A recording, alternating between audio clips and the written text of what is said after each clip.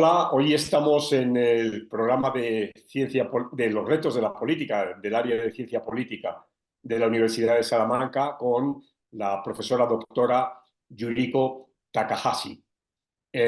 Yuriko es profesora asociada de ciencias políticas en la Universidad de Waseda, en Japón, y fue investigadora visitante de la Universidad de California en San Diego desde septiembre de 2021 hasta recientemente, hasta julio del año pasado. La profesora Takahashi es doctora en gobierno por la Universidad de Cornell en Estados Unidos y en sus trabajos ha estudiado con minuciosidad cómo se representan los intereses de los grupos vulnerables en las democracias en América Latina. Sobre todo sus trabajos se han centrado en México y sus investigaciones se han publicado en japonés, en español y en inglés. Y ahora mismo se encuentra realizando un trabajo que creo que es estupendo y con de un interés enorme sobre la cultura política de la comunidad mexicana en los Estados Unidos. Bueno, Yuriko, sin más preámbulos, te agradezco enormemente tu disponibilidad para estar en este programa nuestro y tienes la palabra, ya sabes, cuáles son los retos de la política desde tu perspectiva, desde tu experiencia. Sí, muchas gracias, Manolo, por invitarme y tenerme aquí en este programa tan interesante e importante. Yo creo que hay muchos retos de la política de América Latina, ¿verdad? Especialmente las elecciones. Muchos países, incluye México, se enfrenta en las elecciones más grandes de la historia en junio y también otros países también. Pero yo creo que uno de los retos muy importantes que van a tener repercusiones es muy amplia a toda América, al continente americano, es el tema de la migración, la movilidad humana, desde la América Latina hacia los Estados Unidos. Como sabemos, como éxodo, mucha gente empezaron a salir de Venezuela, de Colombia, de Ecuador, de América Central, de México hacia los Estados Unidos. Pero México ha sido uno de los países muy importantes como expulsor de la emigración, migrantes hacia los Estados Unidos, ¿verdad? Pero últimamente esa postura se ha cambiado porque México se han convertido en país de como tránsito, o sea, de tránsito para los migrantes de América Central y de América Sudamérica, ¿no? Porque ellos tienen que pasar por México para ir a los Estados Unidos, pero no todos lograron su meta. Y así, si no pueden pasar por la frontera, ellos se quedan, ¿verdad? Y también en México, hay esto como un tema muy importante es los migrantes como indocumentados, ¿verdad? Según la estadística oficial, más del 10% de la población mexicana viven en los Estados Unidos, pero que incluye, si agrega esta cifra, los migrantes indocumentados. Ese número van a ser mucho mayor, porque no hay estadística única para medir el tamaño de los migrantes como indocumentados, ¿verdad? Pero todavía los jóvenes de estados como Michoacán, en Zacatecas, en muchos estados, deciden migrar sin documentos, arriesgar su vida, ¿verdad? Entonces, ahora estoy haciendo dos proyectos muy importantes, yo creo. Uno es la causa de la migración indocumentada en México y otro es la consecuencia de la migración, o sea, la vida, la política de las y los migrantes mexicanos en los Estados Unidos. Porque yo creo que estudiar desde los dos lados son muy importantes para tener esquema general para importancia del tema de la migración, porque están estrechamente vinculados con casi todas las personas mexicanas, ¿verdad? Tienen familiares, amigos que viven o viven la vida binacional. Entonces, yo creo que es para entender, estudiar a profundidad las causas y consecuencias de la migración. Y estudiar desde los dos lados de la frontera son muy importantes. Entendido. Pues entonces vamos por el primero, es Sí, decir, los efectos de la inmigración en México. efectos de la migración en México. Bueno, es muy complicado, yo creo. Todavía estoy estudiando, pero o sea, efectos de la migración corriente en México. Sí, Yo creo que la gente de México se ha enfrentado a esta nueva situación porque ellos han recibido muchos migrantes de América Central y también de como Venezuela, ¿verdad? Y mucha gente se quedan ahí, trabajan y viven en México. Y también hay otro, es como la situación relativamente nueva es el tema de la migración retornados. O sea, los migrantes en retorno de los Estados Unidos hacia México, sí, pero si ellos viven mucho tiempo ahí en los Estados Unidos, especialmente los niños, no es fácil para integrarse a la sociedad mexicana. Sí, porque hay muchos niños que no hablan bien en inglés, experimentan como discriminación y bullying, entonces, y también de como el problema de como seguro social para los adultos mayores, para la gente de la tercera edad. Entonces, como reintegración o integración a la sociedad mexicana es un tema muy importante, pero todavía no hay muchos estudios, yo creo, pero yo creo que es más demógrafos se han dedicado a ese tema, o sociólogos, pero no hay tantos estudios como politólogos. Por ejemplo, cómo los migrantes o mexicanos retornados se han formado la preferencia política o quién percibe la política de México, ¿no? Cómo ¿cómo se dice? ¿Cómo se dice? Sean interesados en la política, en partidos políticos, la vida política y las elecciones de México. Y también podemos decir que cómo la gente de México que viven ahí, los Estados Unidos, se han formado sí, políticamente. Eso, entonces, ¿cómo se dice? Su afiliación política y partidaria es muy, muy fluyente, ¿verdad? sí. Porque mucha gente tiene la vida como ida y vuelta en los dos países. Entonces, a mí me interesa mucho el proceso de la, ¿cómo se dice?, socialización política de la gente que lleva la vida binacional. Y en Estados Unidos, ¿cuáles son los elementos que has encontrado en tus investigaciones? Ujú. Sí, yo todavía tengo hipótesis, no he verificado, porque para investigar el tema y también la percepción y también la cultura política necesitamos levantar encuesta de escala masiva, ¿no? Pero eso Sí, significa que necesitamos muchos fondos, recursos, ¿verdad? Para como evitar sesgos de selección, de muestreo, ¿no?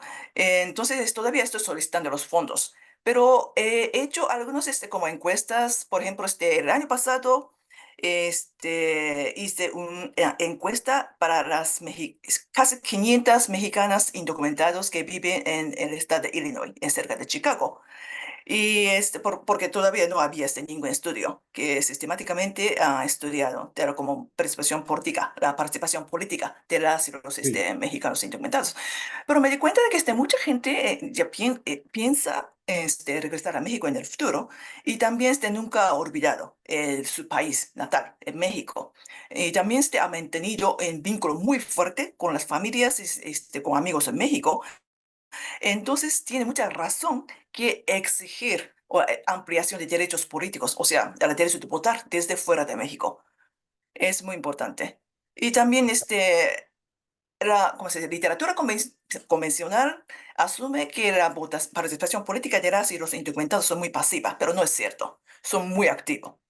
Aunque no tienen derecho de votar en las elecciones de los Estados Unidos, pero participan muy activamente como actividades políticas fuera de las elecciones. ¿Y cómo crees tú que pueden influir Ujú, este grupo en las elecciones mexicanas de junio? ujú.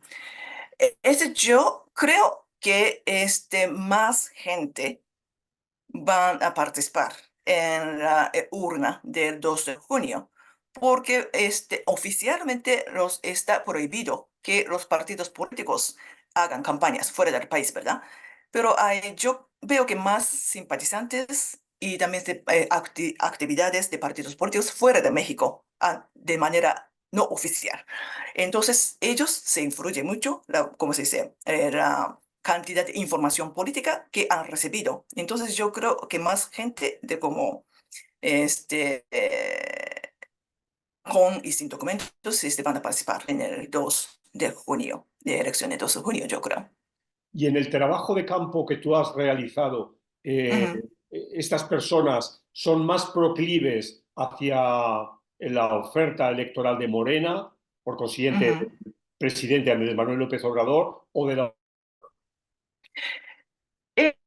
Yo creo que la mayoría se siente muy, ¿cómo se dice? Muy simpatizados o Sí, con el partido oficialista y también sí, entre el presidente de la República de Andrés Manuel López Obrador. Mucha gente me comentaron que antes no había votado y también antes no habían o solo tenían desconfianza con las elecciones, la política de México, pero por ejemplo, la mañanera es una manera de difundir la información política, ¿verdad? Entonces, mucha gente me comentaron que sí están viendo la mañanera en YouTube diariamente con su familia. Y ellos dicen que sí, sí, sí, aprenden mucho de la política de México. Ese presidente es totalmente diferente que los presidentes pasados, entonces ahora están más interesados en involucrarse en la política de México. Sí, entonces yo creo que sí, de la partido oficialista han ganado más como apoyo fuera del país, yo creo. es muy interesante esto que has dicho, que se siga la mañanera y que se produzca un proceso de identificación, ¿no? Ujú, Con el ujú. presidente Andrés Manuel López Obrador, ¿no? Ujú. Sí, pero también yo creo que hay, ¿cómo se dice? Su interés depende de la generación migratoria. Los migrantes de la primera generación, o sea, nacidos en México, obviamente tiene más interés en México, ¿verdad? Pero sus hijos son, como se dice, yo veo que como hallazgos como mixtos, porque ellos se han crecido en la familia mexicana, ¿verdad? Pero van a la escuela norteamericana de estadounidenses, ¿verdad? Entonces su identidad o también la educación cívica es como un ambiente entorno como binacional, de familia Sí, mexicana con escuelas de estadounidenses. Entonces, su interés en la política de México, eso se influye por la postura de sus papás.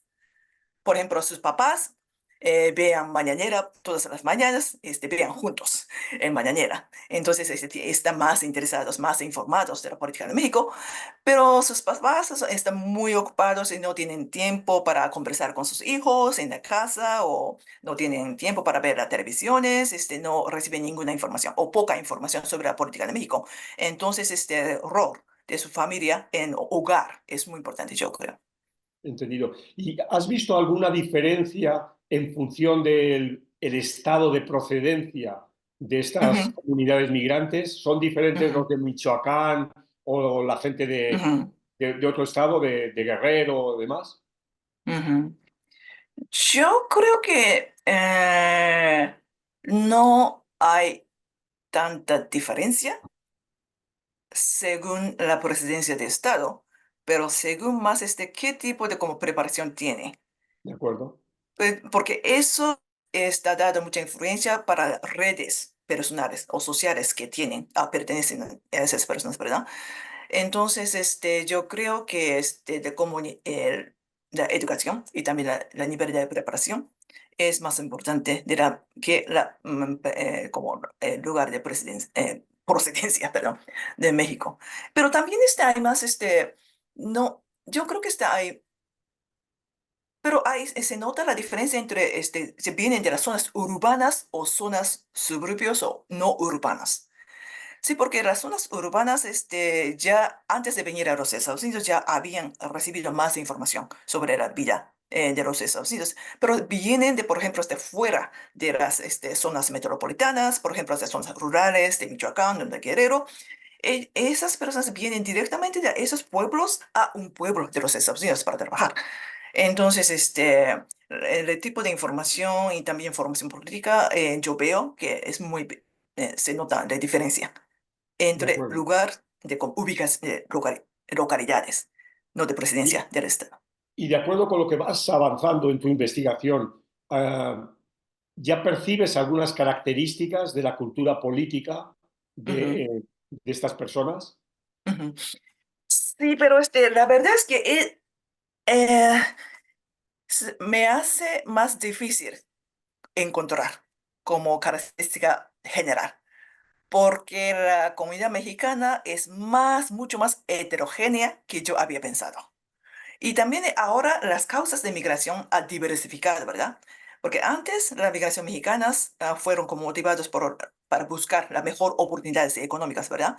Pero ahora hay crecientes personas huyeron de la violencia política y también de como violencia de género y también de como, ¿cómo se dice? De cambio climático. Entonces hay más razones para salir de México. Entonces, proporcionalmente, ¿cómo se dice? La perfiles de migrantes también ha diversificado. Entonces es muy difícil de cómo hacer como De acuerdo. notar como características.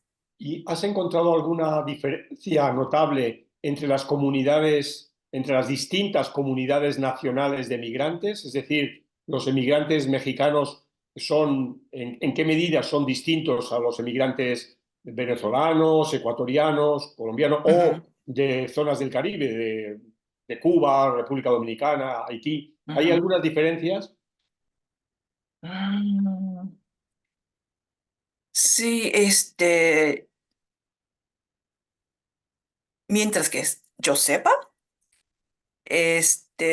hay mucho mayor número de migrantes mexicanos en los Estados Unidos, ¿verdad? Sí, Hay gran minoría, ¿verdad? sí, Entonces, tienen más oportunidades de conectarse con mismos, mexicanos y también hay mucho más eventos asociados como la cultura mexicana, como por ejemplo para celebrar el 5 de mayo y también de como Día de Independencia. Pero al mismo tiempo, por ejemplo, en Chicago, porque yo estuve en Chicago, en la comunidad es como ecuatoriana, por ejemplo, hay mucho menos ecuatorianos, ¿verdad? Pero se vinculan con más fuertemente. Por ejemplo, sí.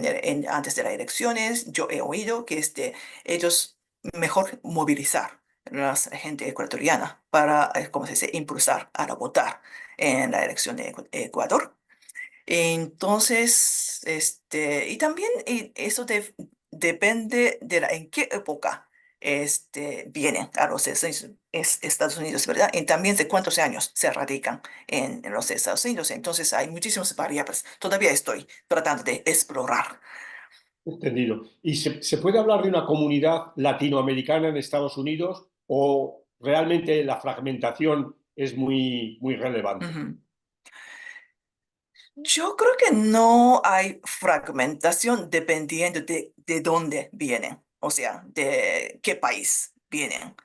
Porque cuando yo voy a los eventos, no solo es de mexicanos y también es de, sino de como ecuatorianos, salvadoreños, vienen.